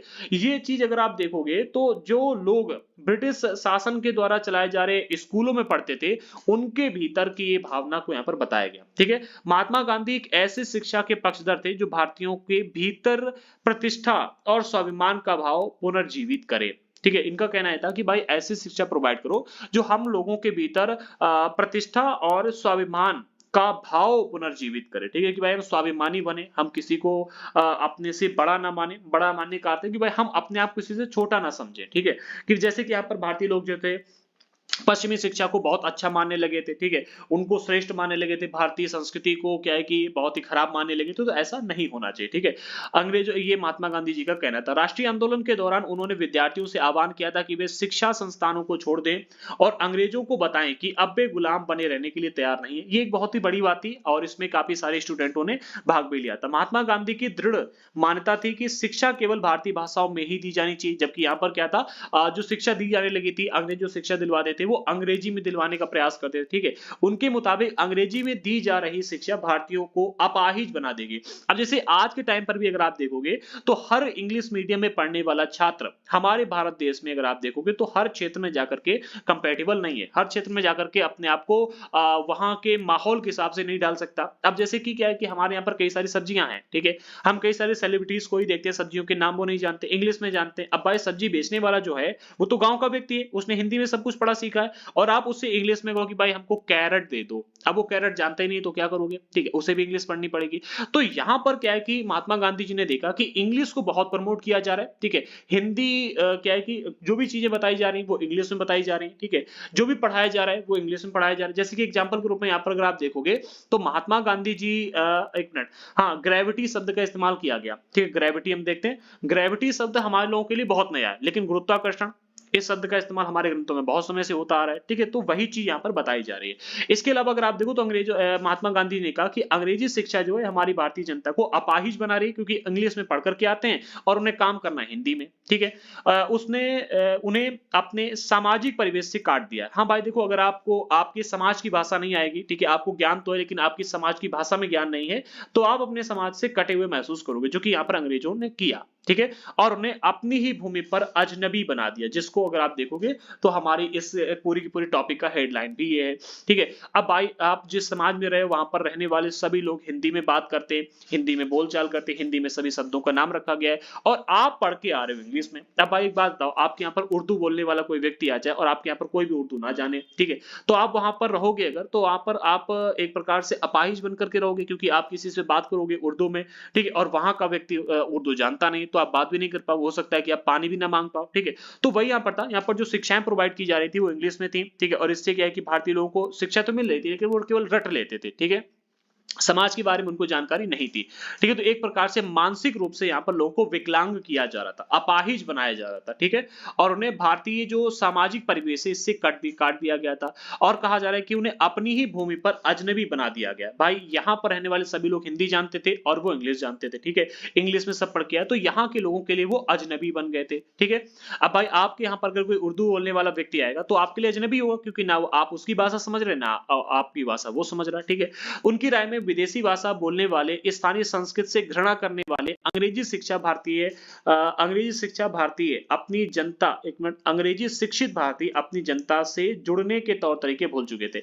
जैसे कि अगर आप आज के टाइम पर भी देखोगे, जो व्यक्ति शहर चला जाता है, ठीक है, गांव में अगर आप आमतौर पर जाकर देखो तो ऐसा देखने को मिलता है, शहर जो व्यक्ति चला जाता है और कई सालों तक शहर में रहता है, शहर में रहने के बाद में अगर गांव में आएगा और गांव के साथ में वो अगर बैठेगा तो आप देखोगे उसके विचारों में, उसकी भावनाओं में, उसके बोलचाल के तरीके में, उसके रहन-सहन में काफ़ी परिवर्तन आ जाता है, ठीक है? तो यहाँ पर महात्मा गांधी जी का कहना भी ये था कि जिन लोगों ने इन स्कूलों में जाकर के शिक्षा प्राप्त की है, तो इनका कहना था कि विदेशी बोलने वाले विदेशी भाषा बोलने वाले जिन लोगों ने इंग्लिश भाषा को सीखा या फिर अन्य भाषाओं को सीख लिया, ठीक है? और उसी भाषा में शिक्षा प्राप्त की, तो इस भाषा को बोलने वाले स्थानीय संस्कृति से घृणा करने लगे थे, ठीक है? अर्थात यहाँ की संस्कृति जो थी, यहाँ की जो मान्यताएं थी, उनसे घृणा करने लगे। अंग्रेजी शिक्षित भारतीय अपनी जनता से जुड़ने के तौर तरीके भूल चुके थे। तो ये भी हमें देखने को मिलता है, ठीक है? भाई जनता हमारे यहाँ की आमतौर पर देसी थी और इन लोगों को जो स्कूल में पढ़ाया जाता था वो अंग्रेजी में और थोड़ा-सा स्टैंडर्ड इनका बढ़ा दिया जाता था। तो वो जब गाँव में जाते थे, आम जनता के पास बैठते थे, तो थोड़ा-सा आप देखोगे आजकल के बच्चों में भी ये हमें एटीट्यूड देखने को मिलता है, ठीक है? वही चीज़ यहाँ के लोगों में भी आ गई। अगले पॉइंट में बताया जा रहा है कि महात्मा गांधी का कहना था कि पश्चिमी शिक्षा मौखिक ज्ञान की बजाय केवल पढ़ने और लिखने पर केंद्रित है। अर्थात यहाँ पर क्या है कि ऐसा ज्ञान नहीं दिया जाता है जिसको हम मौखिक रूप से जान सकें, समझ सकें, ठीक है? उसको हम अपनी ज़िंदगी में, जैसे आज के टाइम पर हम देखते हैं रियल लाइफ में साइन थीटा, कॉस थीटा का कोई वैल्यू नहीं है, ठीक है? जो हम साइंस के फॉर्मूले रट कर के आते हैं, स्कूल में लिख कर के आते हैं, रियल लाइफ में कोई यूज़ नहीं होता। तो वही यहाँ पर महात्मा गांधी जी का कहना है कि भाई पश्चिमी शिक्षा मौखिक ज्ञान की बजाय पढ़ने और लिखने पर केंद्रित है, ठीक है? उसमें पाठ्य पुस्तकों पर जोर दिया जाता है लेकिन जीवन अनुभवों और व्यवहारिक ज्ञान की उपेक्षा की जाती है। अर्थात समाज में जिन चीज़ों का काम आने वाला है, जिन चीज़ों की आवश्यकता है, उनकी उपेक्षा कर दी जाती है, ठीक है? और पाठ्य पुस्तकों पर आधारित यहाँ पर ज्ञान दिया जाता है, जो कि आम तौर पर आम व्यक्ति के जीवन में कभी भी उपयोग नहीं आने वाला है, ठीक है? तो वही यहाँ पर कहा गया कि भाई ये मौखिक ज्ञान की बजाय पढ़ने लिखने पर आधारित है, ठीक है? और इसमें जोर दिया जाता है हाँ, पाठ्य पुस्तकों पर जोर दिया जाता है लेकिन जीवन अनुभवों, जीवन के आगे चल कर के आप क्या-क्या चीज़ अनुभव करने वाले हो, जीवन में जो समस्याएँ आने वाली हैं और व्यावहारिक ज्ञान जो है, इसकी उपेक्षा की जाती है, अर्थात ये चीज़ें यहाँ पर नहीं बताई जाती। आम तौर पर शिक्षा का उद्देश्य यही होना चाहिए। गांधी का तर्क था कि शिक्षा से व्यक्ति का दिमाग और आत्मा विकसित होनी चाहिए, ठीक है? आपका दिमाग विकसित होना है और आपकी आत्मा विकसित होनी चाहिए। आप जो शिक्षा आप केवल रट-रट के पास कर रहे हो, ठीक है? जो एग्ज़ाम आपने केवल रटा और पास कर दिया, आपको पता ही नहीं कि आप क्या रट रहे हो, आपको पता ही नहीं क्या उसका अर्थ क्या होता है, ठीक है? जैसे कि अधिकतर लोगों से अगर उस टाइम पर पूछा है कि ग्रेविटी का अर्थ होता है, कोई नहीं जानता था, ठीक है? लेकिन ग्रेविटी रट सब रहे थे। आज के टाइम पर भी अगर हम देखें तो इंग्लिश विद्यालयों में क्या होता है, इंग्लिश के वर्ड रटा दिए जाते हैं, ठीक है? और हिंदी में उसका अर्थ क्या है, आम तक जनता को पता ही नहीं, बच्चों को पता ही नहीं। तो हम आमतौर पर क्या करें आज के टाइम पर मॉडर्न जमाना बोल करके अपने बच्चों को भी इंग्लिश मीडियम स्कूल में पढ़ाने के लिए भेजते हैं, लेकिन हमें पता ही नहीं कि बच्चों के ऊपर उसका प्रभाव क्या पड़ता है, ठीक है? तो बच्चों को भी जब आप पढ़ाओ तो उसको ये देखो कि भाई बच्चे का दिमाग का विकास हो रहा है कि नहीं हो रहा, आत्मा का विकास हो रहा है कि नहीं हो रहा है, ठीक है? तो यहाँ पर इन चीज़ों का ध्यान देना चाहिए। गांधी जी का कहना यहाँ पर बिल्कुल सही था। उनकी राय में केवल साक्षरता यानी पढ़ने और लिखने की क्षमता पा लेना, जैसे कि यहाँ पर हो रहा था, ठीक है? पढ़ने और लिखने की क्षमता तो मिल रही थी, ठीक है? आप लिखना सीख जाओगे हिंदी में, इंग्लिश में, ठीक है? और पढ़ना सीख जाओगे, ठीक है? लेकिन आपको उनका अर्थ तो पता ही नहीं रहेगा क्योंकि सब इंग्लिश में पढ़ाया जा रहा है, ठीक है? तो गांधी जी का कहना ये था कि पढ़ना और लिखना ही शिक्षा नहीं है, ठीक है? साक्षरता का अर्थ होता है पढ़ने और लिखने की क्षमता पा लेना, ठीक है? तो केवल यही शिक्षा नहीं है, ठीक है? पढ़ने और लिखने की क्षमता अगर आज के टाइम पर हम देखो तो कोई भी स्टूडेंट कक्षा 4 तक आते-आते पढ़ने लिखने लगता है आमतौर पर, ठीक है? कक्षा 4-5 तक आते-आते बहुत आराम से आप जो भी पढ़ना लिखवाना चाहो लिख सकता है, पढ़ा सकता है, ठीक है? तो इसी तरह की हालत हमारे यहाँ के लोगों की थी। इसलिए इसके लिए तो लोगों को हाथ से काम करना पड़ता था। हाँ, अब यहाँ पर समझो थोड़ा-सा इंपॉर्टेंट फैक्ट दिए जा रहे हैं जो कि आमतौर पर हमारी आपकी रियल लाइफ में भी काम आ सकते हैं। इसको थोड़ा-सा समझ लो।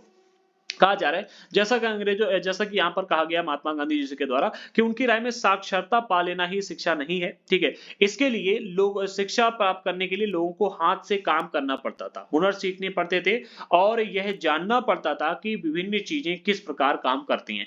अब इंग्लिश में अगर आप विद्यालयों में देखोगे तो जो पढ़ाई लिखाया जाता था वो तो पाठ्य पुस्तकों पर आधारित था। ठीक है, तो उससे इन चीजों का ज्ञान नहीं मिल पाता था। ठीक है, गांधी जी ने कहा कि अगर आपको शिक्षा प्राप्त करनी है, अपने दिमाग का और अपने आत्मा का विकास करना है, ठीक है, अपने आप को विकसित करना है, तो इसके लिए आपको हाथ से काम करना पड़ेगा। ठीक है, हुनर सीखने होंगे, इसके अलावा ये जानना होगा कि विभिन्न चीजें किस तरह से काम करती हैं, जबकि ये कुछ भी अंग्रेज नहीं सिखाते थे, केवल पढ़ना लिखना सिखाते थे। ये बताते थे कि भाई यूरोपीय चीजें कितनी अच्छी हैं, वहां पर हमने ये प्रगति कर ली, वो प्रगति कर ली, अगर आप इसे अपनाओगे तो आप भी प्रगति कर लोगे। ठीक है, तो इससे क्या है कि जनता यहाँ की जो थी वो उन चीजों की श्रेष्ठता को देखते हुए उनसे प्रभावित हो रही थी। ठीक है, गांधी जी ने कहा कि इससे उनका मस्तिष्क और समझने की क्षमता दोनों का विकास होगा। गांधी जी का कहना था कि अगर लोगों को हाथ से काम करना पड़ता है, ठीक है, हुनर सीखने पड़ते हैं, ठीक है, और ये जानना पड़ता है कि विभिन्न चीजें किस तरह से काम करती हैं, तो आपके मस्तिष्क का भी विकास होगा और समझने की क्षमता भी बढ़ेगी। इसीलिए हम कहते हैं कि अगर आप किसी भी एग्जाम को क्वालिफाई करना चाहते हो, ठीक है,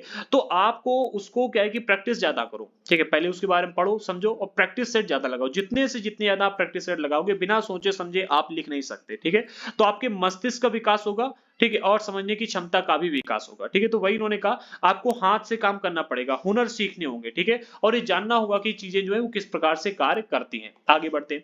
अच्छा, अगले अगर आप यहाँ पर चित्र देखोगे तो चित्र में आपको यहाँ पर महात्मा गांधी जी और कस्तूरबा गांधी, ये महात्मा गांधी जी हैं और ये कस्तूरबा गांधी जी हैं। ठीक है, तो महात्मा गांधी और कस्तूरबा गांधी शांति निकेतन में रविंद्रनाथ टैगोर, ठीक है, ये आपको रविंद्रनाथ टैगोर जी देखने को मिलते हैं। तो रविंद्रनाथ टैगोर और लड़कियों की एक टोली के साथ में बैठे 1940 की ये इमेज है। कब की है?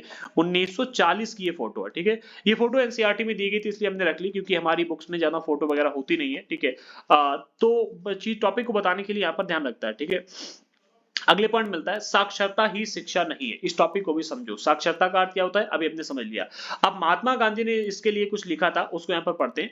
तो महात्मा गांधी जी ने लिखा था कि शिक्षा से मेरा मतलब इस बात से है कि बालक और मनुष्य की देह, मस्तिष्क और भावना के श्रेष्ठ तत्वों को सामने लाया जाए। अर्थात व्यक्ति की जो देह है, ठीक है, वो अपने शारीरिक रूप से कुशल हो, ठीक है, मस्तिष्क से कुशल हो, अर्थात किसी भी चीज के बारे में सोच समझ सके, किसी भी अपने प्रश्न का उत्तर देने के लिए अपने मस्तिष्क का इस्तेमाल करे। ठीक है, या फिर हम यूं कहें कि उसके मस्तिष्क का विकास होना चाहिए, विचारों का विकास होना चाहिए, भावनाओं का विकास होना चाहिए।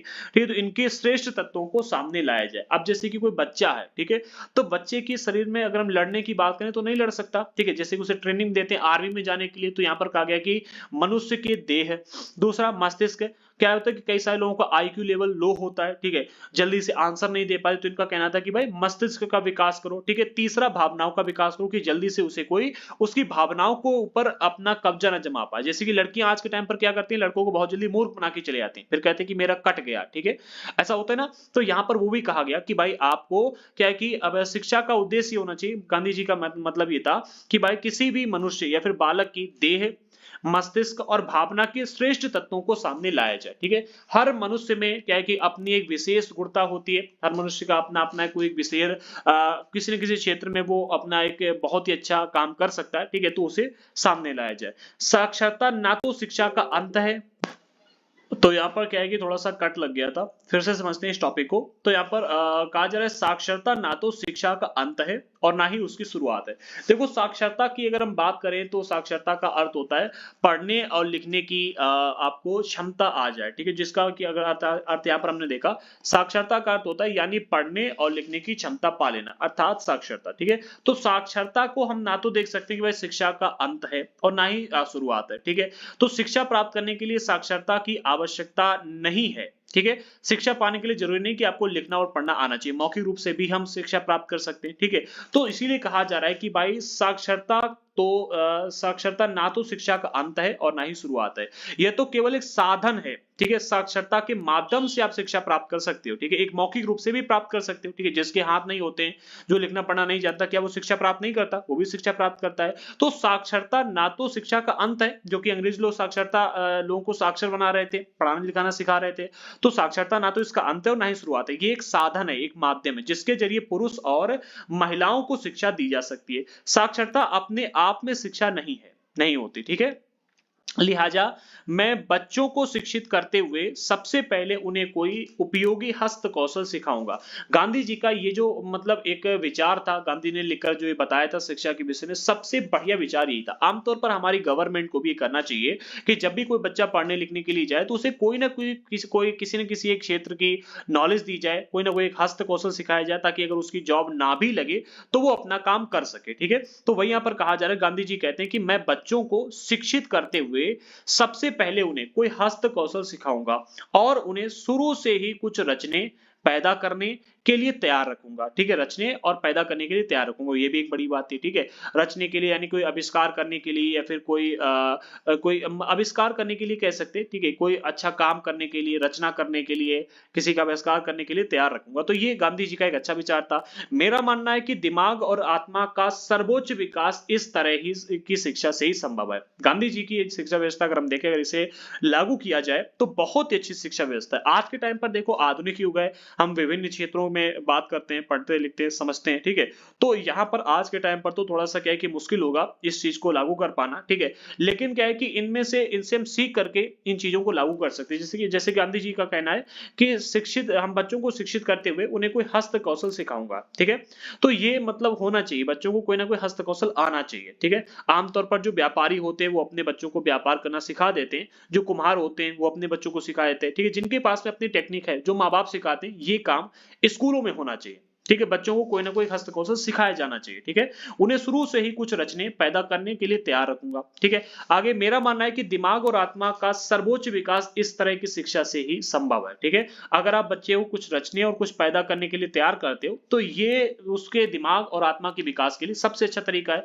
प्रत्येक हस्त कौशल आज की तरह केवल यांत्रिक ढंग से ही नहीं बल्कि वैज्ञानिक ढंग से पढ़ाया जाना चाहिए, ताकि बच्चों को प्रत्येक प्रक्रिया के क्यों और किस लिए का पता होना चाहिए। जैसे कि यहाँ पर क्या था, अंग्रेजी लोग क्या करते हैं, चीजों के बारे में बताते थे। ठीक है, लेकिन चीजों को वैज्ञानिक रूप से पूरा एक्सप्लेन नहीं करते थे। ठीक है, चीजों के बारे में बताया करते कि भाई यूरोप में ऐसा हो गया, ऐसा हो गया, ये है वो है, तो ऐसा होता था। ठीक है, आगे बढ़ते हैं, अगले पॉइंट में क्या है इस चीज को भी देखते हैं।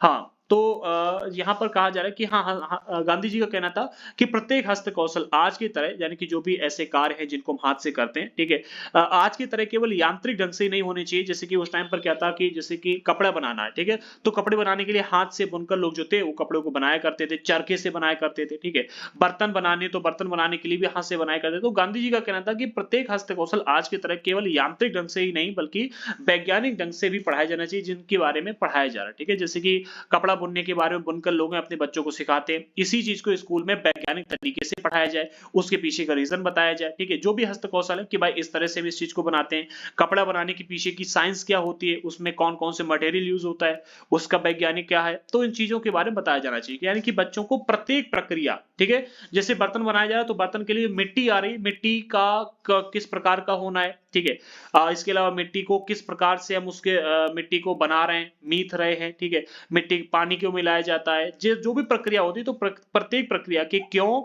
किस लिए का पता होना चाहिए। ठीक है, अगले पॉइंट में मिल रहा है टैगोर का शांति निकेतन। यहाँ पर तो हमने देख लिया महात्मा गांधी जी क्या सोच रहे, तो महात्मा गांधी जी कैसा शिक्षा चाहते थे। अगले पॉइंट बताया टैगोर का शांति निकेतन। ठीक है, जैसे कि आप हमारे चैप्टर के वीडियोस देखते होंगे तो हम हर टॉपिक को डीपली एक्सप्लेन करते हैं कि आखिरकार ये क्यों है, किस लिए है और कैसा है। ठीक है, उसके पीछे के रीजंस भी बताते हैं। तो टैगोर के शांति निकेतन के सबसे पहले पॉइंट में कहा जा रहा है कि रविंद्रनाथ टैगोर ने यह संस्था 1901 में शुरू की थी। इन्होंने एक संस्था शुरू की थी जिसे नाम दिया था शांति निकेतन। ठीक है, 1901 में शुरू किया था। कलकत्ता में अपने स्कूल जीवन के अनुभवों ने शिक्षा के बारे में टैगोर के विचारों को काफी प्रभावित किया। तो कलकत्ता में ये पढ़े थे और जब ये पढ़ रहे थे तो इनके स्कूली जीवन के जो अनुभव थे उनसे काफी प्रभावित हुए। जब ये बड़े हुए तो उन्होंने एक ऐसे स्कूल खोलने के बारे में सोचा, ऐसा स्कूल खोलने के बारे में सोचा जहां बच्चे खुश रह सके और जहां पर वे मुक्त और रचनाशील हों, जहां वे अपने विचारों और आकांक्षाओं को समझ सके। टैगोर को लगता था कि बचपन का समय अपने आप सीखने का समय होना चाहिए। ठीक है, वह अंग्रेजों द्वारा स्थापित की शिक्षा व्यवस्था के कड़े और बंधनकारी अनुशासन से मुक्त होना चाहिए। ठीक है, तो यहाँ पर इतने इस बात को समझ लेते हैं, फिर आगे बढ़ेंगे। तो कहा जा रहा है कि टैगोर जो थे जब अपने स्कूल में पढ़ रहे थे तो इनके जो अनुभव रहते स्कूल के बहुत खराब रहते, क्योंकि इनको वहां पर बहुत ही अनुशासन में रखा जाता था। जैसे कि यहाँ पर रखा गया कि भाई अनुशासन से मुक्त होना चाहिए बच्चों को, तो अनुशासन में रखा गया था। ठीक है, तो टैगोर ने क्या किया, निर्णय लिया कि जब हम बड़े हो जाएंगे, ठीक है, तो अपना एक स्कूल खोलेंगे जिसमें होगा ये कि बच्चे जो हैं वो खुश रह करके पढ़ेंगे। ठीक है, जैसे कि अगर हम देखें तो स्कूलों में अनुशासन बहुत रखा जाता है जिससे बच्चे खुश नहीं रहते थे। तो इनका मानना था कि भाई जब बच्चे खुश रहेंगे, ठीक है, तभी बच्चे पढ़ पाएंगे। तो इनका कहना था जहां बच्चे खुश रह सके और जहां मुक्त और रचनाशील हो, अर्थात किसी भी काम को करने के लिए मुक्त उनको रखा जाए, ठीक है, और रचनाशील रहें, जहां वे अपने विचारों और आकांक्षाओं को समझ सकें। ठीक है, अब स्कूल में क्या है कि आपको एक विचार दिया जा रहा है जो कि आपके समाज में अभी तक है नहीं। यूरोपीय शिक्षा के बारे में बताया जा रहा है, वहां पर क्या है कि आपके समाज से उसका कोई दूर दूर तक ताल्लुक है ही नहीं, आपको नई चीज बताई जा रही है, नई चीज समझाई जा रही है। तो यहाँ पर एक चीज यहाँ पर ये हमें देखने को मिलती है। ठीक है, तो ये रविन्द्रनाथ टैगोर जी चाहते थे कि भाई ऐसा स्कूल खोला जाए जहां पर ये सारी चीजें हो। अब टैगोर को लगता था कि बचपन का जो समय होता है, ठीक है, तो बचपन का समय अपने आप सीखने का समय होता है। ठीक है, कि भाई अपने आप हम काम करें और सीखें। और आप भी देखोगे जो बचपन में हमारा माइंड चलता है वो ज्यादा तेज चलता है। ठीक है, किसी भी प्रोडक्ट को बनाने में देखो, जो आपके हाई स्कूल्स के बाद में फर्स्ट ईयर के 12th के जो छात्र होते हैं, अगर आप उनके पास जाओगे तो उनके पास में आप देखो बहुत सारे नए नए क्रिएटिव आइडियाज होते हैं, बहुत सारे आइडियाज होते हैं। तो यही इन्होंने कहा कि बचपन का जो समय होता है अपने आप सीखने का समय होना चाहिए। ठीक है, वह अंग्रेजों द्वारा स्थापित की गई शिक्षा व्यवस्था के कड़े बंधनकारी और अनुशासन मुक्त होना चाहते थे। ठीक है, शिक्षा कल्पनाशील हो, बच्चों को समझते हो। हाँ, शिक्षक की यहाँ पर बात की जा रही है। देखो शिक्षकों की बात की रहे, देखो रविन्द्रनाथ टैगोर जी का कहना था कि शिक्षक ऐसे होने चाहिए जो कल्पनाशील हो, अर्थात बच्चों को कल्पना भी करवाएं कि भाई ऐसा हो सकता है। ठीक है, कल्पनाशील चीजों के बारे में कल्पना कर सकें। ठीक है, बच्चों को समझते हो और उनके अंदर उत्सुकता जानने की चाह विकसित करने में मदद करें। ठीक है, अगर बच्चों को बार बार कल्पना करवाएंगे कि भाई ऐसा पढ़ोगे तो ऐसा से ऐसा हो सकता है। ठीक है, प्रोडक्ट की कल्पना करवा के बताएंगे, चीजों के बारे में बताएंगे। ठीक है, चीजों के बच्चों के अंदर कुछ जानने की उत्सुकता विकसित करेंगे। ठीक है, जानने की चाह विकसित करेंगे, तो ऐसे टीचर बढ़िया होंगे। तो शिक्षकों के बारे में इन्होंने ये बताया। टैगोर के मुताबिक वर्तमान स्कूल बच्चे की रचनाशील चकित होने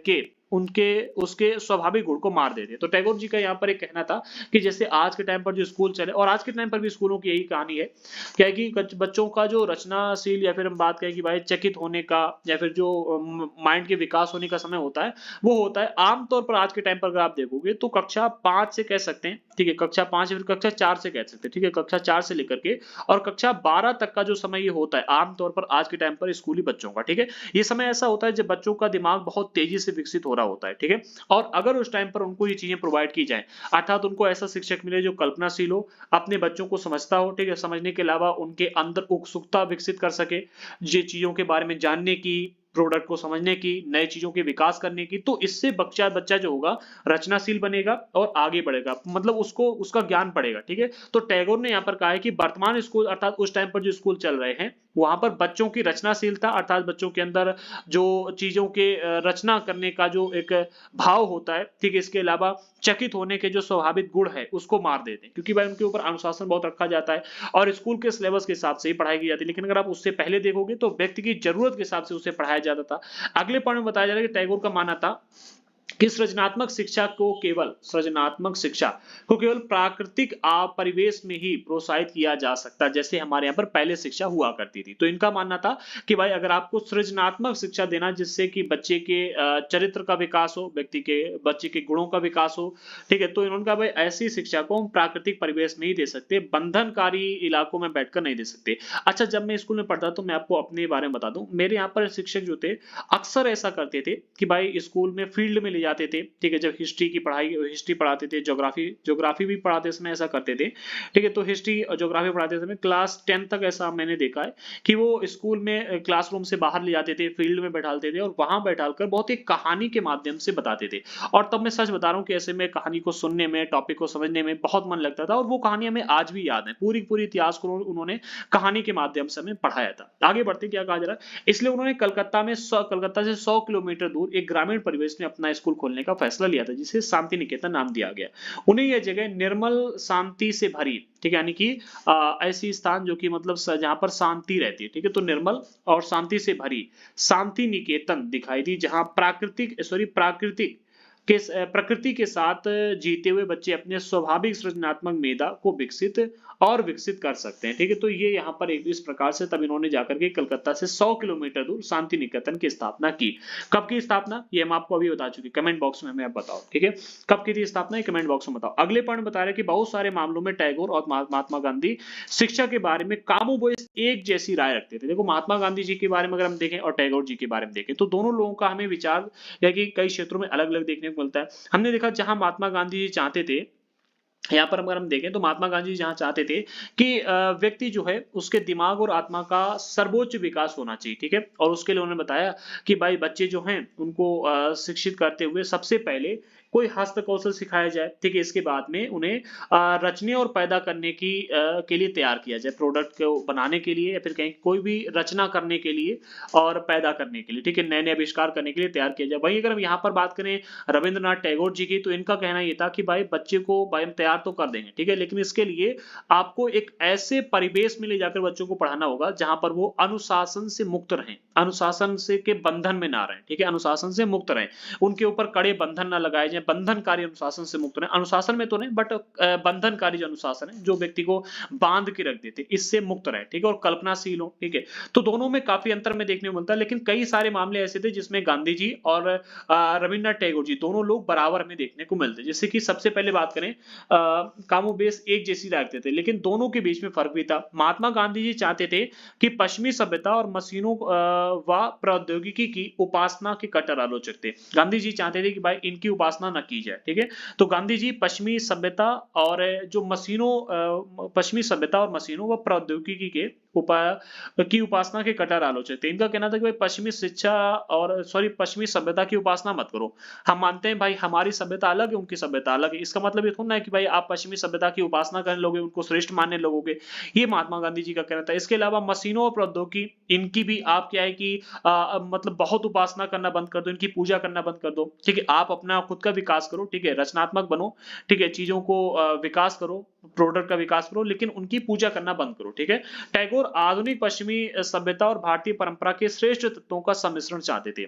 टैगोर जी का कहना था कि भाई हमें आज के टाइम को देख करके आगे बढ़ना चाहिए, ठीक है, और इसलिए पश्चिमी सभ्यता जो है और जो हमारी भारतीय परंपरा है, इन दोनों को मिक्स करके हमें पढ़ाया जाना चाहिए, बच्चों को पढ़ाया जाना चाहिए, और इससे क्या होगा, व्यक्ति का विकास होगा, ठीक है। उन्होंने शांति निकेतन में कला, संगीत और नृत्य के साथ साथ विज्ञान और प्रौद्योगिकी की शिक्षा पर भी जोर दिया, ठीक है। तो इन्होंने कहा भाई जो शांति निकेतन है, यहाँ पर संगीत के बारे में भी पढ़ाया जाए, कला के बारे में भी पढ़ाया जाए, नृत्य के बारे में भी पढ़ाया जाए, विज्ञान और प्रौद्योगिकी, इन सभी की शिक्षा भी इन्होंने प्रोवाइड की, ठीक है। अगर आप ये इमेज यहाँ पर देख पा रहे हैं तो इसमें अगर आप देखोगे शांति निकेतन में कक्षा चल रही है, 1930 के दशक की ये इमेज आपको यहाँ पर देखने को मिल रही है, 1930 के दशक की, ठीक है। तो शांति निकेतन की स्थापना हुई थी 1901 में, ठीक है, और 1930 के दशक की ये आपको इमेज मिल रही है। यहाँ पर आप देख रहे हैं कई सारे छात्र हैं जो बैठकर पढ़ रहे हैं, जैसे कि एक आपको ये छात्र मिल रहे हैं, ठीक है, ये आपको रविन्द्रनाथ टैगोर जी बैठे हैं जो कि, और ये एक शिक्षक है जो कि पढ़ा रहे हैं बोर्ड पर, ठीक है। तो इस प्रकार से अगर ऐसे परिवेश में शिक्षा दी जाए, आज के टाइम पर लोग कहते हैं कि भाई बच्चे का दिमाग मन भटक रहा है, ठीक है, क्योंकि आजकल मन क्यों भटकता है जानते हो, आजकल मन इसलिए भटकता है क्योंकि हमारे आसपास बहुत अधिक पॉपुलेशन हो चुकी है, और पॉपुलेशन के अलावा हमारे आसपास बहुत सारी चीजें भी हैं, जैसे कि आप देखो कहीं ट्रक जा रहा है, कहीं गाड़ियां जा रही हैं, कहीं ठेला वाला आ रहा है, कहीं कोई आ रहा है, तो इससे दिमाग भटकता है। लेकिन यहाँ पर क्या है कि एक अलग प्रकार से शिक्षा प्रोवाइड करने का इंतजाम किया गया था। ये शांति से भरा हुआ इलाका था, ठीक है, शांत इलाका था, और यहाँ पर बैठ करके बच्चों को पढ़ाया जाता था। आई होप कि ये चैप्टर आपको समझ में आया होगा। चैप्टर में दिए गए एक एक बिंदु को हमने डिटेल में डिस्कस किया, टाइम लगा पर हर एक बिंदु को हमने डिस्कस किया, ठीक है। तो इसी के साथ में चैप्टर हमारा कंप्लीट होता है। जिससे भी हमारे एनसीईआरटी के नोट्स लेने हैं, डिस्क्रिप्शन बॉक्स में हमने हमारा व्हाट्सएप नंबर दे दिया, जिस पर मैसेज करके आप हमसे एनसीईआरटी के नोट्स परचेस कर सकते हो, ठीक है। एंड हमारा अगला चैप्टर है महिला, जाति एवं सुधार, काफी इंपॉर्टेंट चैप्टर है, और हाँ काफी इंपॉर्टेंट चैप्टर है। और इस चैप्टर की अगर हम बात करें तो ये चैप्टर हम डिस्कस करेंगे, कोशिश करेंगे कि एक ही वीडियो में कवर हो जाए, क्योंकि इस चैप्टर में ज्यादा टॉपिक है नहीं। सबसे पहले इनके बारे में बताया गया कि पहले महिलाओं की, ठीक है, और जो अन्य जाति के लोग थे इनकी स्थिति क्या थी। इसके बाद में बात की जा रही है परिवर्तन की दिशा में किन किन लोगों ने कदम उठाए, ठीक है, परिवर्तन की दिशा में उठते हुए कदम, जिसमें राजा राम मोहन राय के बारे में देखने को मिला। अच्छा, अभी हमने पढ़ा था कि अंग्रेजों ने हमारे यहाँ पर अगर आप देखो तो जो हमारे यहाँ पर क्या क्या थे, हाँ एक सबसे पहला मिलता है, एक मिनट यहाँ पर, हाँ विधवा विवाह, ठीक है, जो यहाँ पर देखने को मिलता है सती प्रथा, ठीक है, सती प्रथा जिसमें महिलाओं को जिंदा जला दिया जाता था, इस सती प्रथा के विरुद्ध में कानून बनाए, ठीक है। दूसरा में देखने को मिलता है विधवा विवाह को लेकर कानून बनाए, बाल विवाह को लेकर कानून बनाए, ठीक है। ये कानून जो बनाए थे इसके पीछे के जो रीजन थे, ठीक है, हमारे भारतीय लोगों का जो योगदान था वो इस चैप्टर में हम डिस्कस करेंगे, ठीक है। तो परिवर्तन की दिशा में कैसे कदम उठते हैं, इसके बाद में विधवाओं की जिंदगी में बदलाव लाने की कोशिश कैसे की जाती है, जिसमें 1829 में, ठीक है, सती प्रथा पर पाबंदी लगा दी जाती है, ठीक है। इसके बाद में अगर हम देखें तो फिर आगे चल करके विधवा विवाह कानून भी बनाया जाता है, ठीक है, कानून पारित किया गया 1856 में, इनके बारे में डिस्कस करेंगे। फिर लड़कियां स्कूल जाने लगी, किस तरह से लड़कियों को स्कूल में अनुमति दी गई, पहले लड़कियों को पढ़ने का अधिकार नहीं होता था, तो इनको पढ़ने का अधिकार कैसे दिया गया, क्या क्या आंदोलन इसके पीछे के हुए, कौन कौन लोगों ने, किन किन लोगों ने जागरूकता फैलाई। फिर महिलाओं के बारे में महिलाएं लिखने लगी, पहले महिलाओं को लिखने का अधिकार नहीं था, मतलब लिखती ही नहीं थी, पंडिता रामाबाई का एग्जाम्पल मिलता है, ठीक है। फिर बाल विवाह के विरुद्ध कानून कैसे बनाया गया, इस टॉपिक को भी डिस्कस करेंगे, ठीक है। ये कानून 1929 में बनाया गया था। फिर जाति और समाज सुधार के बारे में डिस्कस करेंगे कि कैसे इस क्षेत्र में भी सुधार के लिए काफी सारे काम किए गए, इसमें भी कई सारे लोगों ने काम किए, जैसे कि राजा राम मोहन रॉय जो थे, इन्होंने भी इस क्षेत्र में काम किया, और भी कई सारे लोग थे जिन्होंने काम किया था, ठीक है। समानता और न्याय की मांग कैसे उठी, इसमें किन किन लोगों ने अपना योगदान दिया, ठीक है। फिर गुलामगिरी नामक एक पुस्तक आती है, उसके बारे में डिस्कस करेंगे। फिर मंदिर में प्रवेश की अगर हम बात करें तो ये काफी अधिक इंपॉर्टेंट टॉपिक है, ठीक है, इसको भी डिस्कस करेंगे। फिर गैर ब्राह्मण आंदोलन थे, अर्थात इसमें ब्राह्मण लोग शामिल नहीं थे, काफी सारे आंदोलन भी किए गए, ठीक है। इसके बाद हम सुधारों के लिए संगठित जो लोग थे, ठीक है, संगठित होना, उन समाजों के बारे में डिस्कस करेंगे, उन संगठनों के बारे में डिस्कस करेंगे, जिसमें सबसे पहले ब्रह्मो समाज आता है। ब्रह्मो समाज के बारे में डेरिजियो एवं यंग बंगाल नामक का एक मूवमेंट शुरू हुआ था, ठीक है, यंग बंगाल नामक मूवमेंट था। फिर रामकृष्ण मिशन और विवेकानंद जी के बारे में यहाँ पर पढ़ेंगे, ठीक है, काफी बड़ा टॉपिक है। फिर प्रार्थना समाज के बारे में पढ़ेंगे, और फिर वेद समाज के बारे में पढ़ेंगे, फिर अलीगढ़ आंदोलन के बारे में पढ़ेंगे, एंड फिर इसके बाद में सिंह सभा आंदोलन, ठीक है। तो ये सारे के सारे आंदोलन काफी इंपॉर्टेंट है, तो जिसे भी अभी तक जिसने भी हमारे चैनल को सब्सक्राइब नहीं किया कर लीजिएगा। एक एक टॉपिक को बहुत ही डिटेल में हम यहाँ पर डिस्कस करेंगे, सारे टॉपिक बहुत इंपॉर्टेंट है, ठीक है। साथ ही साथ टेलीग्राम पर ज्वाइन कर लेना, इस चैप्टर से जुड़े हुए प्रश्नों को टेलीग्राम पर हम आज ही शाम को ठीक 8 बजे अपलोड कर देंगे क्विज के रूप में, तो आप उसका उत्तर भी दे पाओगे, ठीक है। फेसबुक पर फॉलो कर लीजिएगा जिसने अभी तक नहीं किया, लिंक आपको डिस्क्रिप्शन बॉक्स में मिल जाएगी, और साथ ही साथ इंस्टाग्राम पर भी फॉलो कर सकते हो। एंड जिसे भी एनसीईआरटी के नोट्स परचेस करने हैं, ये हमारा व्हाट्सएप नंबर है, मैसेज करके आप नोट्स परचेस कर सकते हो। तो मिलते हैं अगले वीडियो के साथ में, तब तक के लिए जय हिंद।